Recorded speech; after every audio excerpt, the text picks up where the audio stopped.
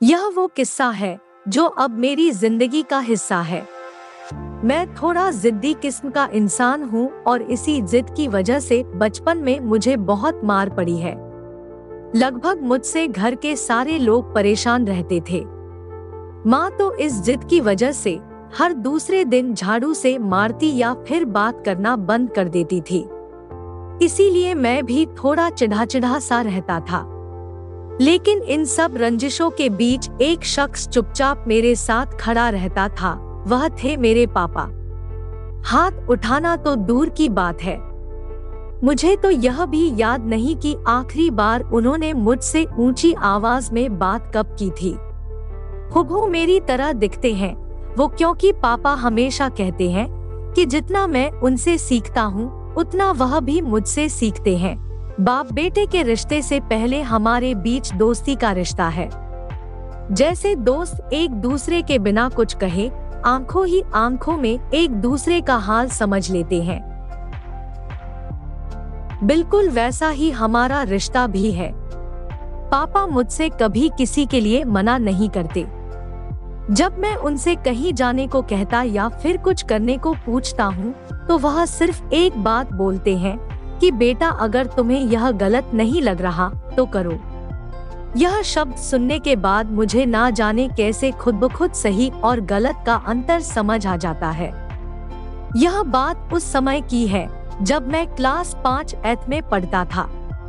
ठीक 1 तारीख को पापा की तनख्वाह आती और महीने के पहले रविवार की शाम पापा और मैं महीने भर का राशन लेने के लिए एक साथ जाते थे। मुझे आज भी याद है, एक पुरानी सी साइकिल के हैंडल पर 2 थैले बांधकर महीने भर की खुशियां लेकर आते थे। एक बार उस रोज हम राशन लेकर घर वापस आ रहे थे तो पापा की नजर थैले के ऊपर रखी हुई एक विमबार की बड़ी टिकिया पर गई। पापा ने मुझे रुकने के लिए कहा और हिसाब वाला खाता मांगा। उन्होंने कुछ देर हिसाब वाले खाते में जांच पड़ताल की और बोले, यार इसने तो छोटी टिकिया के दाम जोड़कर बड़ी टिकिया दे दी। चलो कोई बात नहीं, तुम यहाँ कुछ देर इंतजार करो, मैं इसे अभी बदलवा कर वापस आता हूँ। इतने पर मैं, चलो कोई बात नहीं, तुम यहाँ कुछ देर इंतजार करो, मैं इसे अभी बदलवा कर वापस आता हूँ। इतने पर मैं फट से बोल पड़ा, पापा यह क्या कर रहे हो? अब रहने भी दो, आप कहाँ इतनी दूर फिर से वापस जाओगे?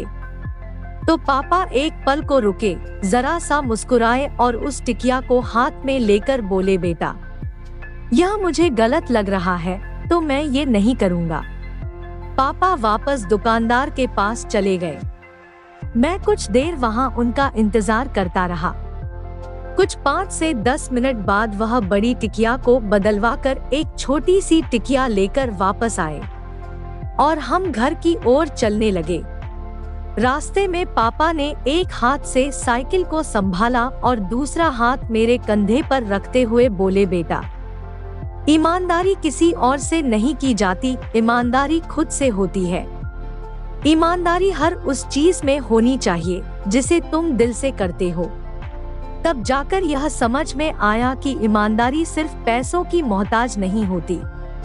उस दिन से बस्ता उठाए हर दिन इस उम्मीद में घर से निकलता हूँ कि अगर किसी दिन जिद छोड़ देता हूँ या जिंदगी में किसी मोड़ पर पहुंचकर थक कर हार कर बैठ जाता हूँ तो इस बात की राहत हमेशा रहेगी कि बड़ी ईमानदारी से सपने देखे थे और इतनी ईमानदारी से उन्हें पूरा करने की कोशिश भी की थी।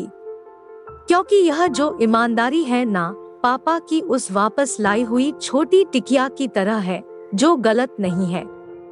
सपनों के लिए जोश, जज्बा, जुनून, हौसला, हिम्मत, यह सब बहुत जरूरी है।